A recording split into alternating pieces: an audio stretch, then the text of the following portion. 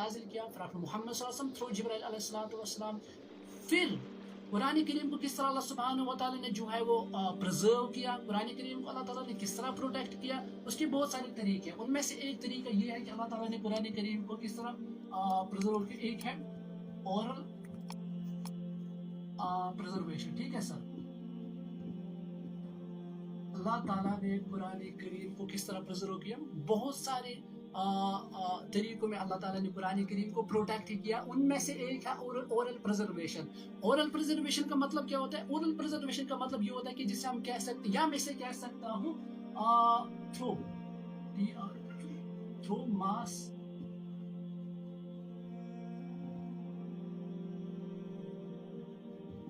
یا میں یہ کہہ سکتا ہوں اللہ تعالیٰ نے قرآن کریم کو کس طرح پروٹیکٹ کیا.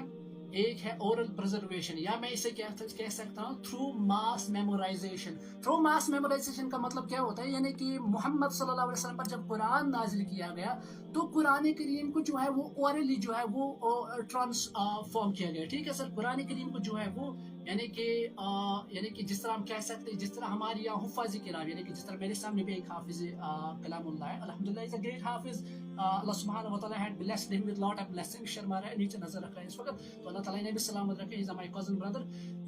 تو قرآن کریم کو اللہ تعالیٰ نے کس طرح پروٹیکٹ کیا. ان میں سے بہت سارے طریقے ہیں, بہت سارے طریقے. ان میں سے ایک طریقہ ہے ماس میمورائزیشن, یا میں یہ کہہ سکتا ہوں اورل پرزرویشن. اورل پرزرویشن کا مطلب یہ ہوتا ہے کہ نبی اکرم صلی اللہ علیہ وسلم پر قرآن کریم نازل ہونے کے بعد اسے صحابہ کرام, یعنی کہ جو نبی اکرم صلی اللہ علیہ وسلم کی جو کمپینینز تھے, اس کے جو صحابہ تھے, انہوں نے جو ہے قرآن کریم براہ راست حفظ کر لیا. حفظ کا مطلب کیا ہوتا ہے؟ یعنی کہ فرام سورہ بقرہ ٹو سورہ ناس انہوں نے فلی قرآن کریم کو جو ہے وہ حفظ کیا تھا. ٹھیک ہے, ان میں سے بڑے بڑے صحابہ تھے جیسے کہ حضرت ابو بکر صدیق رضی اللہ تعالی عنہ, اسی طرح حضرت عمر فاروق رضی اللہ تعالی عنہ, اسی طرح حضرت عثمان غنی, حضرت عمر رضی اللہ تعالیٰ عنہ. اسی صحابیات میں بھی کچھ صحابیات ہیں جیسے حضرت عائشہ رضی اللہ تعالیٰ عنہ. حضرت عائشہ ہی واز اے گریٹ عالمہ, وہ گریٹ عالمہ دین تھی حضرت عائشہ رضی اللہ تعالیٰ عنہ. اور انہوں نے 2010 پورے حدیث انہوں نے کتنے کوٹ کیے؟ 2010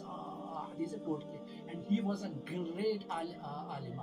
ٹھیک ہے, تو اللہ تعالیٰ نے قرآن کریم کو مختلف طریقوں سے جو ہے وہ اس کو پروٹیکٹ کیا. اس میں سے ایک ہے اورل پرزرویشن, یا میں یہی کہہ سکتا ہوں کہ تھرو ماس میمورائزیشن. اور آج کے دور میں بھی اللہ تعالیٰ, دیکھو, اوراق کے ذریعے سے قرآن کریم کو پروٹیکٹ نہیں کیا جا سکتا ہے, کتابوں کے ذریعے سے قرآن کریم کو پروٹیکٹ نہیں کیا جا سکتا ہے. ٹھیک ہے سر, کتابیں کبھی بھی جلائی جا سکتے ہیں, کہ we can burn the books, ہم کتابوں کو جلا سکتے ہیں, ہم کتابوں کو وہ پیسیفک اینڈ اٹلانٹک اوشن میں وہ ڈبا سکتے ہیں, لیکن ایک سینے کو وہ کہتے ہیں نا کہ انسان کو ختم کیا جا سکتا ہے, لیکن انسان کی جو نظریات ہے, انسان کی جو تھاٹس ہیں, ان کو کبھی ختم نہیں کیا جا سکتا ہے. اسی طرح میں یہ کہہ سکتا ہوں کہ آپ دنیا کے تمام قرآن کریم کے اوراق کو آپ ایک پلیٹ فارم پہ جمع کرنے کے بعد انہیں کیا, کچھ قرآن کریم کو آپ پیسیفک اوشن میں ڈالیں, اور کچھ قرآن کریم کو آپ اٹلانٹک اوشن میں ڈالیں, اور کچھ قرآن کریم کو آپ برن کریں, اس کے بعد بھی آپ قرآن کریم کو جو ہے وہ ایلیمینیٹ نہیں کر سکتے. اس کے پیچھے ریزن یہ ہے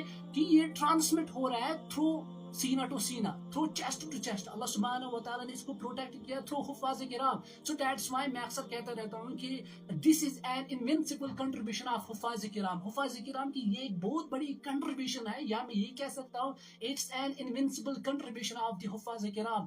سو یہاں پر تو تعریف بنتی ہے مدارس اسلامیہ عربیہ کی کہ at least they are providing us حفاظ کرام. الحمدللہ ثم الحمدللہ, I'm also حافظ کرام, حافظ قرآن. So and my brother is also حافظ قرآن. Allah subhanahu wa ta'ala had already blessed him with lot of blessings, and his memorization you cannot imagine, and he has a very great knowledge. الحمدللہ ثم الحمدللہ.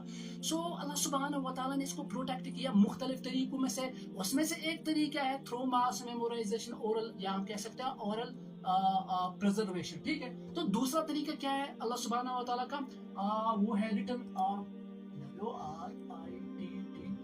Return preservation. ٹھیک ہے سر, return preservation. ٹھیک ہے, یا میں یہ کہہ سکتا ہوں کمپائلیشن.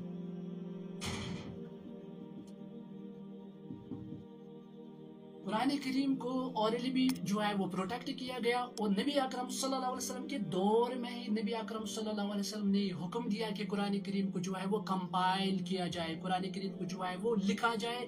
तो कुरान करीम को नबी अकरम, ऐसा नहीं है कि हजरत, बहुत सारे लोगों की जो मिसकंसेप्शन है कि कुरान करीम को जो है वो हजरत उस्मान गनी रदी अल्लाह तआला अन्हु के दौर में जो है वो कंपाइल किया गया। नहीं सर, कुरान करीम को कंपाइल नबी अकरम सल्लल्लाहु अलैहि वसल्लम के दौर में किया गया था, और इसका हुक्म खुद नबी अकरम सल्लल्लाहु अलैहि वसल्लम ने सहाबाई किराम को दिया था कि कुरान करीम को जो है वो बराह रास्त कंपाइल किया जाए। और नबी अकरम सल्लल्लाहु अलैहि वसल्लम ने खुद चीफ ऑफ स्क्राइब, यानी चीफ स्क्राइब किसको बनाया था? CHIF, chief SCRIB। नबी अकरम सल्लल्लाहु अलैहि वसल्लम ने चीफ स्क्राइब बनाया था किसको? हजरत ज़ैद बिन साबित रदी अल्लाह तआला अन्हु। हजरत ज़ैद बिन, अंग्रेजी में होने के लिए थाबित, ज़ैद बिन साबित रज़ी अल्लाह ताला अन्हु, नबी अकरम सल्लल्लाहु अलैहि वसल्लम ने चीफ स्क्राइब बनाया था, यानी कि जिन्हें हम कहते हैं अरबिक लैंग्वेज में या इस्लामिक टर्मिनोलॉजी में हम उन्हें कहते हैं कातिबान वही, कातिब वही, वो कातिबान वही में से थे। कौन? हजरत ज़ैद बिन साबित रज़ी अल्लाह ताला अन्हु। सो अल्लाह ताला ने कुरान करीम को मुख्तलिफ तरीकों में से प्रोटेक्ट किया। उनमें से एक है ओरल प्रिजर्वेशन, और दूसरा है रिटन प्रिजर्वेशन, यानी कि नबी अकरम सल्लल्लाहु अलैहि वसल्लम के दौर में इसे कंपाइल किया गया through an order of Mohammad सल्लल्लाहु अलैहि वसल्लम। कुछ आयतों को जो है बून्स के ऊपर लिखा गया, कुछ आयत को जो है पार्चमेंट्स के ऊपर लिखा गया, तो कुछ आयत को जो है वो लीव्स के ऊपर लिखा गया, तो कुछ आयत को जो है वो लेदर के ऊपर लिखा गया, तो कुछ यानी कि आयत को जो है वो मुख्तलिफ आयत को लिखने के लिए जो है आयत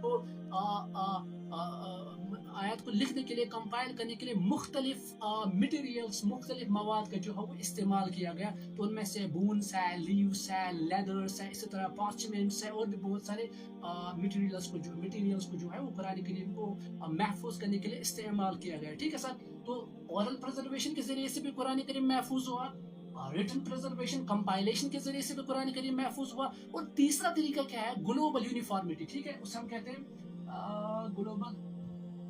ठीक है सर, तो तीसरा तरीका जो अल्लाह ताला ने अपनाया है वो है ग्लोबल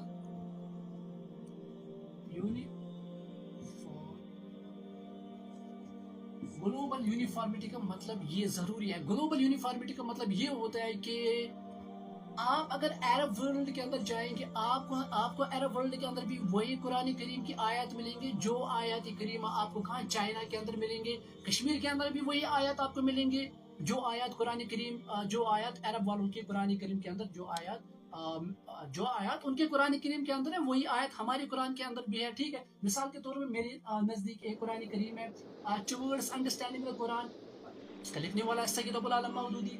दूसरा मेरा है द फाइनल टेस्टामेंट, इसका ट्रांसलेटर है रुशाद खलीफा, इसके अंदर भी वही आयत है और इसके अंदर भी वही आयत है।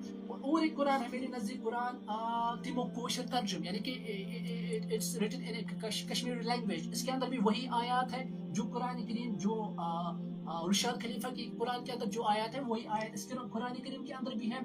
और दूसरा है हिंदी में मौलाना फतेह मोहम्मद जालंधरी रहमतुल्लाह अलैह। यानी कि सारे जितने भी कुरान करीम में ट्रांसलेशंस अलग अलग है लेकिन आयत वही सेम है। ठीक है, टेक्स्ट अरबिक में है, फिर ट्रांसलेशंस अलग है। ठीक है, किसी का उर्दू में है, किसी का इंग्लिश में है, किसी का ग्रीक में है, किसी का हिब्रू में है, किसी का चाइनीज में है, ट्रांसलेशंस अलग है लेकिन ओरिजिनल टेक्स्ट सेम है। तो इसे कहते हैं ग्लोबल यूनिफॉर्मिटी, यानी कि अल्लाह ताला ने इसे ग्लोबल यूनिफॉर्मिटी के जरिए से भी जो है वो महफूज किया।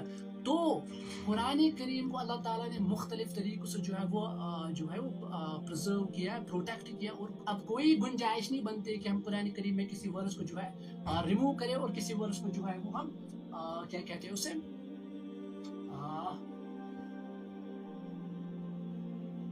फिर हजरत उस्मान गनी